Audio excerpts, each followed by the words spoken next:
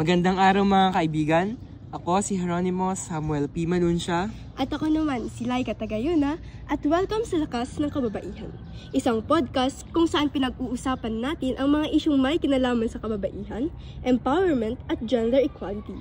Ngayong buwan ng Marso, ipinagdiriwang natin ang National Women's Month. Isang mahalagang okasyon para bigyang pugay ang mga kababaihan sa ating lipunan at ipagpatuloy ang advokasya para sa kanilang karapatan. Totoo yan! Kaya sa episode na ito, pag-uusapan natin ang kahalagahan ng Women's Month at ang hamon na kinakaharap ng mga kababaihan at paano tayo makakatulong sa pagsusulong ng gender equality. Alam mo ba, Laika, matagal nang ipinagdiriwang ang Women's Month, hindi lang sa Pilipinas kundi sa buong mundo.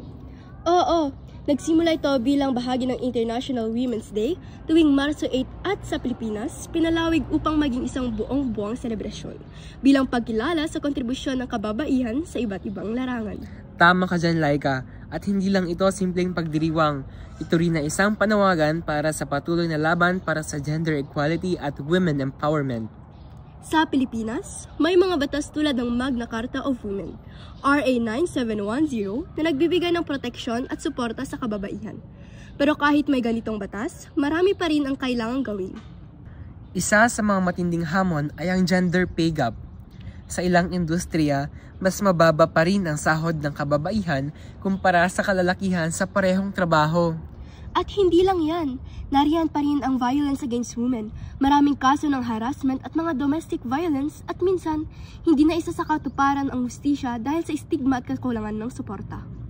Dagdag pa dyan ang stereotypes, ang dami pa rin nagsasabi na babae ka lang o dapat sa bahay ka lang na tila ba may limitasyon ang kaya nilang gawin.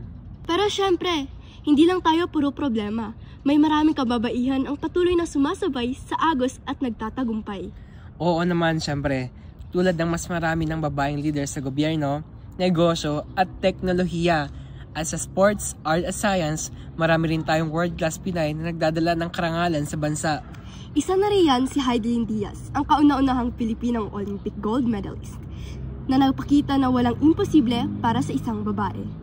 Pero ngayon, Laika, paano ba tayo makatutulong sa pagpapalakas ng kababaihan sa ating bansa?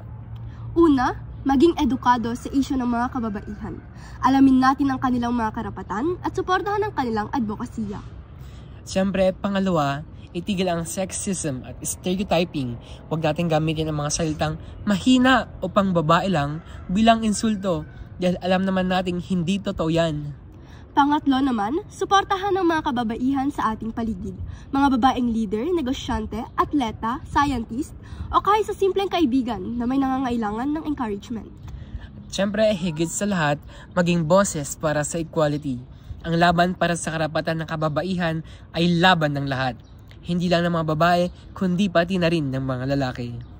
Sa pagtatapos ng episode natin ngayon, nais naming ipaalala na ang Women's Month ay hindi lamang tungkol sa pagbibigay pugay sa kababaihan, kundi isang patuloy na panawagan para mas patas at makatarungan ang mundo. Sabi nga ni Gabriela Silang, hindi tayo mahina, kaya nating lumaban. Maraming salamat sa inyong pakikinig. Huwag kalimutang i-follow ang aming podcast para sa mas maraming makabuluhang usapan. Hanggang sa susunod, ito ang Lakas ng Kababaihan, kung saan ang tinig ng kababaihan ay malakas at hindi matitinag.